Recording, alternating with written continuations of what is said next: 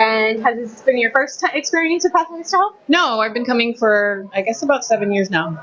Wow, so a really long time of just experiencing. I think we're on 9th year, so you only missed 2 years. Yeah. What brings you back every year?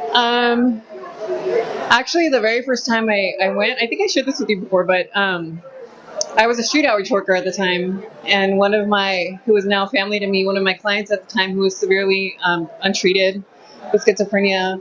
But I just remember thinking, like, this is he needs to be here. He needs, and I just remember just falling in love with all of the people here, all of the resources, realizing what NAMI was. And then since then, I've obviously grown in the community, become a credible person, and just really invested in this work. So coming here every year, I just meet so many different people, so many, especially the gaps, in the system that we work with on a daily.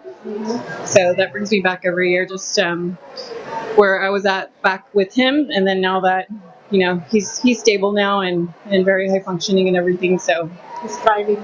yeah. If there was any way that you could tell someone who's never experienced Pathways to Hope, what would you say to them? Can you say it towards the camera? So I would say we are stronger together. Throw yourself in the community, and the best thing you can do for yourself is to arm yourself and put in your toolbox the resources, the organizations, the people with lived experience here, and the information that you're getting to just put in that toolbox, mind, body, and spirit. Mm-hmm. Thank you, Valerie. I appreciate your time. Yeah. Is this your first time coming to the Pathways to Hope conference? Yes. What has been your experience? I mainly came from like the specialty courts type thing. I am actually a participant in the specialty court, in early childhood court. So it was good, I think, learning a lot more in depth because I'm just doing the work. I don't know the whole ins and outs of it, what they do and why they do it. Right. So it was good to hear that they expect more. It's coming from their heart. Right. I appreciate that. I appreciate the program a lot more now. So it made you feel safer to be a part of the program because you heard their voices. It's already like a wonderful program. Like I love it. It's coming from a substance abuse background, and it's changed my life. That's amazing. If there was something you could say to someone who's never experienced that, who might need that kind of safety piece, what would you say to them coming where? To coming to Pathways to Hope? Oh, I mean, you learn a lot. You learn a lot. Yeah, I mean, it's a good experience. Just you learn more. There's a lot. It's kind of like when you meet a person and you just meet them and you don't really know their stories. It's kind of like that when you're meeting these people and you're learning more about all these programs and just services that are there that you didn't even know were available. Yeah, you can utilize so much. You don't have to go hopeless, right? You don't have to feel hopeless, and hopelessness is what's got me in my addiction. So I am no longer hopeless. I am full of hope. I am willing to do the work, and that's, Wow, thank you so much for coming, and I'm so glad you found some hope and love here. And so when you come to workshops like this, you're actually able to learn skills in order to manage. But most importantly, if you are a person of faith, as I am a woman of faith, it's faith-based. So I think it's very important for people to come. Thank you so much. And you're with Sacred. That is an excellent organization, the resources that you guys have for the community, the ease and user friendliness of your resource, of your website is outstanding. I commend you on the work that you do. Thank you. Thank you. We love it.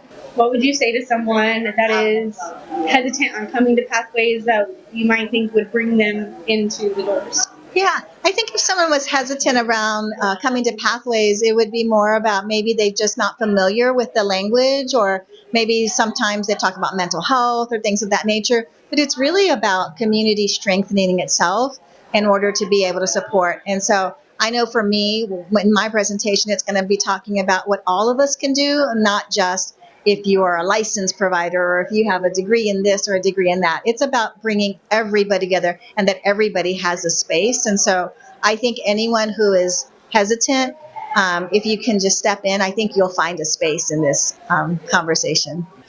What do you think is an advantage of Pathways to Hope?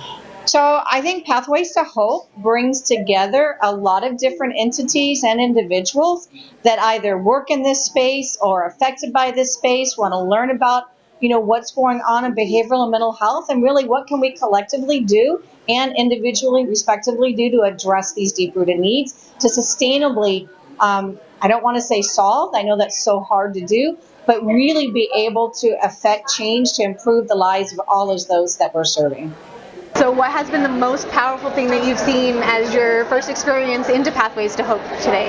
The most powerful thing was since the beginning and learning about the NAMI organization. That was very impactful.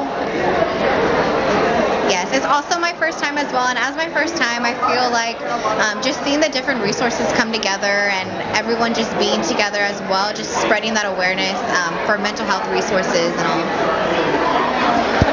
Sorry. I think there's been a lot of things that I've been really surprised about, but one of the things I was really impressed, so we went to a mental illness specialty court speech right now, and it surprised me that the judge said that it is possible to basically set out a warrant for the mentally ill if it's like necessary. And I feel like that's something very important because sometimes people feel like they can't do anything for their family members because they're not going to want to do it themselves. So that really surprised me.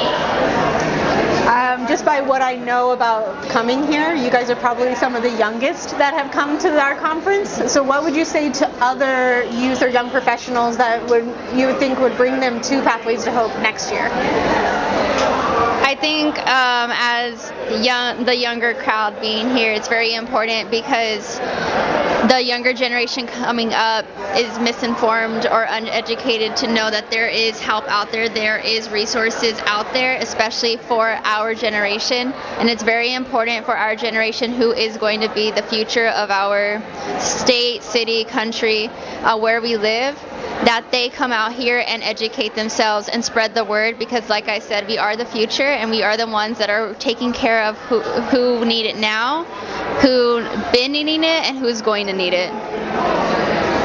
Yes, and touching back on that as well, I feel like as a younger generation, we are put in this kind of set of norms based off our families and what we bring in. And I feel like as we come into that new generation, us as the younger group, we can change that. We can help, help others and make that impact. And it does start very young. I know there's people that start from 14 years old, and it's things like this that can actually help change that and make that our next generation, helpful and impact them as well.